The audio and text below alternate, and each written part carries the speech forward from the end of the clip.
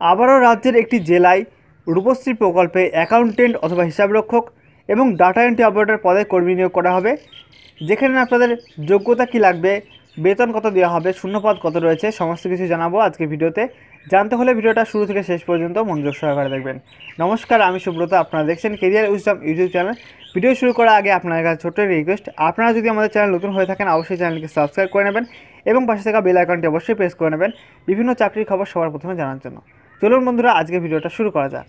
তো বন্ধুরা, মালদা জেলায় জেলা শাসকের অধীনে রূপশ্রী প্রকল্পে হিসাবরক্ষক এবং ডাটা এন্ট্রি অপারেটর পদে কর্মী নিয়োগ করা হবে, যেখানে আপনাদের টোটাল শূন্যপদ রয়েছে 20টি এবং এখানে প্রথমে রয়েছে অ্যাকাউন্টেন্ট বা হিসাবরক্ষক পদ, যার জন্য 3টি শূন্যপদ রয়েছে এবং এখানে যোগ্যতা বলা হচ্ছে কমার্স গ্র্যাজুয়েট হতে হবে, অনার্স নিয়ে পাশ করতে হবে, কমার্স গ্র্যাজুয়েট।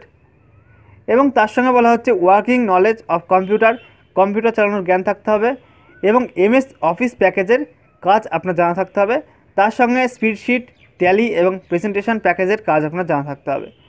এবং এখানে বলা হচ্ছে এক্সপিরিয়েন্স, কাজের অভিজ্ঞতা 3 বছর থাকতে হবে, যে কোনো সরকারি অথবা এনজিওর যদি আপনার কাজ করে থাকেন 3 বছরের কাজের অভিজ্ঞতা থাকে, তাহলে কিন্তু আপনি আগেই চান্স পেয়ে যাবেন। তারপর বলা হচ্ছে বয়সসীমা 18 থেকে 40-এর মধ্যে বয়স হতে হবে, 1 জানুয়ারি 2019 এই তারিখ হিসাবে এই বয়সসীমাটা চাওয়া হয়েছে।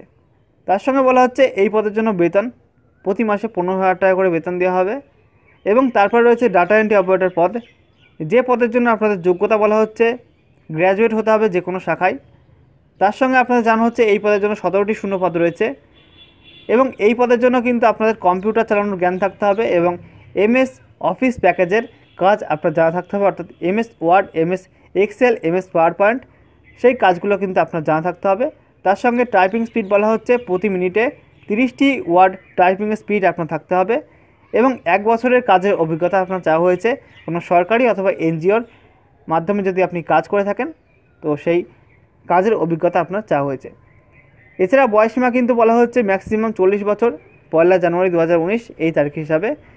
এবং এখানে কিন্তু আপনাদের প্রতি মাসে 11,000 টাকা করে বেতন দেওয়া হবে এবং এখানে আপনাদের বলা হচ্ছে প্রার্থী বাছাই করা হবে, প্রথমে লিখিত পরীক্ষা, তারপর কম্পিউটার টেস্ট এবং তারপর ভাইবা টেস্টের মাধ্যমে প্রার্থী বাছাই করা হবে। তো এই পদগুলোর জন্য আপনারা এসসি এসটি ওবিসিরা সরকারি নিয়ম অনুসারে বয়সের ঊর্ধ্বসীমা ছাড় পেয়ে যাবেন। এবং আপনাদের জানা হচ্ছে কবে পরীক্ষা নেওয়া হবে, রিটেন টেস্ট এবং কম্পিউটার টেস্ট এবং ভাইবা টেস্ট, সেগুলো কিন্তু মালদা জেলার অফিসিয়াল ওয়েবসাইটের মাধ্যমে আপনাদের জানিয়ে দেওয়া হবে। তো এই অফিসিয়াল ওয়েবসাইটে খোঁজ রাখবেন কখন কী জানা হচ্ছে, সমস্ত কিছু এখানে কিন্তু পেয়ে যাবেন। তো আপনাদের জানা হচ্ছে আবেদন করতে হবে অনলাইনে www.malda.nic.in এই অফিসিয়াল ওয়েবসাইটের মাধ্যমে আপনারা আবেদন করতে হবে। আবেদন শুরু হয়ে গেছে 8ই মার্চ থেকে এবং আবেদন করা যাবে 22শে মার্চ এই তারিখ পর্যন্ত। তো আবেদন করা হয়ে গেলে আপনারা আবেদনপত্রের প্রিন্ট আউট নিয়ে নেবেন এবং প্রিন্ট আউটটি নিয়ে নেবেন, নিজের কাছে রেখে দেবেন পরবর্তী আপডেট পাওয়ার জন্য। তো বন্ধুরা, এই ছিল এই নিয়োগ সংক্রান্ত গুরুত্বপূর্ণ কিছু ইনফরমেশন আপনাদেরকে জানিয়ে দিলাম।